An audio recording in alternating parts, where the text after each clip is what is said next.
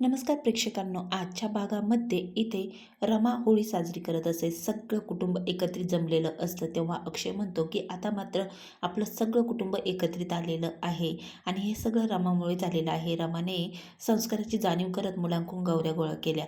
आता इथे रमा मुलांना होळीचं महत्त्व पटवून देत असते. रमा म्हणते होळी का साजरी केली जाते? वाईटावर सत्याचा विजय हो आणि म्हणूनच ही होळी साजरी केली जाते. तेव्हा आता बाबा म्हणतात की सगळं काही बेत अगदी छान जमलेलं आहे. पुरणपोळी, होळी सगळं काही खूप सुरळीत पार पडलेलं आहे आणि आता सगळं कुटुंब एकत्रित येऊन होळीचा सण साजरा करत असतात.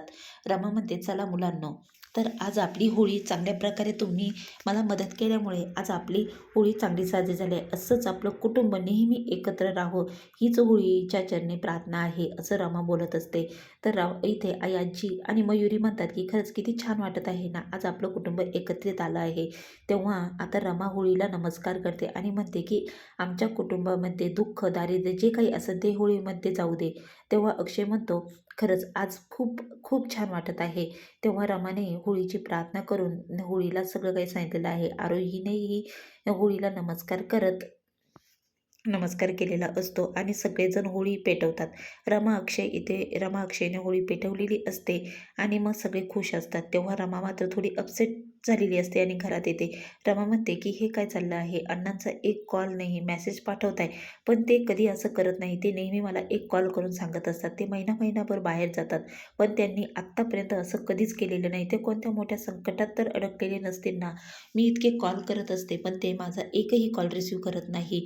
असं काय झालं असेल? असं काय झालेलं आहे? तेव्हा आता अक्षय म्हणतो तू काळजी करू नको, नक्कीच अण्णा तुला फोन करतील. आणि मग नंतर असं काय घडलेलं आहे? अक्षयचा फोन अण्णा उचलतात आणि अक्षय म्हणतो की अण्णा, रमा खूप काळजीत आहे, ती तुमची काळजी करत आहे, तिला एक कॉल तरी करा. आणि इकडे अर्था आणि आरोही दोघीही बसलेले असतात. अर्थाला खूप वाईट वाटत असतं. अर्था म्हणत असते की अगं, मी खूप अपसेट आहे, मी आता एकटीच आहे आणि माझे बाबाही माझ्यासोबत नाही आहे आणि माझी आई तर या जगात नाहीच आहे. तेव्हा आरोही म्हणते अगं असं नको म्हणू अर्थाताई, खरंच माझ्या जसं देवाने सगळे इच्छा पूर्ण केल्या तसा देव तुझीही इच्छा पूर्ण करेल. तू म्हटली होती ना, हे आकाशात चमचमणारे जे 2 तारे आहे ते एक तुझी आई आहे आणि एक माझी आई आहे.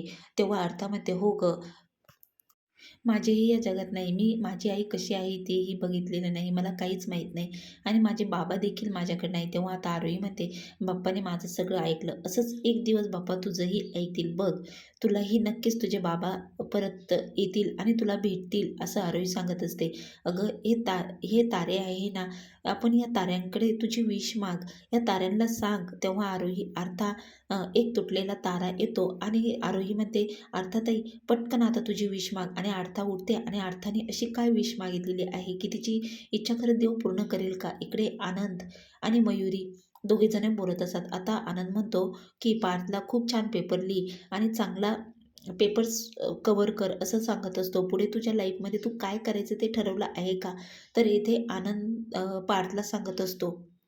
तेव्हा आता मात्र अक्षय सगळ्या मुलांना दही साखर देतो आणि सगळ्यांना देवाच्या पाया पडून सगळेजण मुलं पेपरला चाललेली असतात. आरोही देखील पेपरला चाललेली असते. आता मात्र अर्था आवरून येते आणि लगेच बाहेर निघते. तेव्हा अक्षय म्हणतो, "अरे अर्था, तू कुठे चालली आहे? देवाचे पाया नाही पडली का?" तेव्हा अर्था बोलते की "हो, मी आधीच देवाचे पाया पडलेले आहे आणि आता मी जात आहे पेपरला." आणि मग अर्था म्हणते की "मला वाटलं होतं आज मी माझ्या बाबाला भेटेल, बाबाला सांगेल, पण असं काही होणार नाही." तेव्हा मात्र आता इकडे ताराचा ॲटिट्यूड काही गेलेला नसतो. तारा म्हणते, "हो, तू एकटीच आहे, एकटीच राहणार." मयुरी म्हणते, "असं नसतं बोलायचं." अक्षय म्हणतो, "का आम्ही नाही आहोत का तुझ्यासोबत?"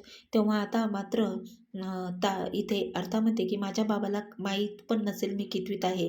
तितक्यात आता आवाज येतो की माझी मुलगी 9वीत आहे आणि आज तिचा गणिताचा पेपर आहे आणि तिला गणित खूप आवडतं, पण तिच्या बाबाला कधीच गणित आवडलेलं नाही. आता तितक्यात अभिषेक आलेला असतो आणि अर्थाला भेटतो. अर्थाला खूप आनंद होतो तिच्या बाबाला भेटून. आता अभिषेक म्हणतो की मला माहिती आहे. अर्था त्याच्या गळ्यात पडते आणि एकदम घट्ट मिठी मारते तिच्या बाबांना आणि मग कुणालाही न सांगता अभिषेक आलेला असतो. अक्षय म्हणतो, "अरे, हे तर सरप्राईज आहे. अभिषेक, तू कधी आलास आणि लग्नाला का नाही आलास?" तेव्हा अभि म्हणतो की नाही येऊ शकलो रे धावपळीच्या ह्याच्यात. तेव्हा अक्षय म्हणतो की तू माझ्या लग्नाला धमाल करायला नव्हतास. तेव्हा अभिषेक म्हणतो की हो, रमाच्या आणि तुझ्या लग्नात, पहिल्या लग्नात तर मी होतोच, मीच सगळं बघितलेलं होतं. आता मात्र नाही येऊ शकलो, पण सुरळीत सगळं पार पडलेलं आहे आणि माझ्या मुलीला भेटायचं भेटायचं होतं. आज तिचा पेपर होता. तिला विशेष द्यायच्या होत्या.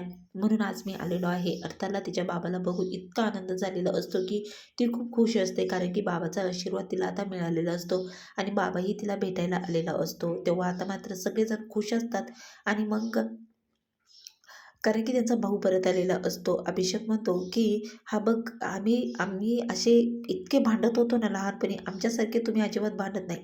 आत्ता अण्णासाहेब कर्णिक यांची सगळी संपत्ती गेलेली असते आणि ते स्टाफ मेंबर असतात ते अक्षयला सांगत असतात, "हे बघा, साईने असं सांगितलेलं आहे की रमाला याबद्दल काहीही सांगू नका. अण्णासाहेबांकडे असं काहीच उरलेलं नाही." आता पुढील भागामध्ये हे खरं आहे की अण्णासाहेब कुठे आहे आणि अण्णासाहेबांची सर्व इस्टेट कुठे गेली आहे, कुणाच्या नावे झाली आहे आणि हे सगळे स्टाफ मेंबर जे आहे ते काय सांगत आहे. अक्षयला या सगळ्याचा उलगडा होईल का? आता रमाला हे सगळं कळाल्याच्या नंतर काय वाटेल? आता अण्णासाहेब कुठे आहे या सगळ्याचा तपास रमा लावू शकेल का? आता पुढील भागात रमाला हे माहिती होणार आहे की अण्णासाहेबांची सर्व इस्टेट गेलेली आहे. आता पुढील भाग बघण्यासाठी चॅनल लाईक, सबस्क्राईब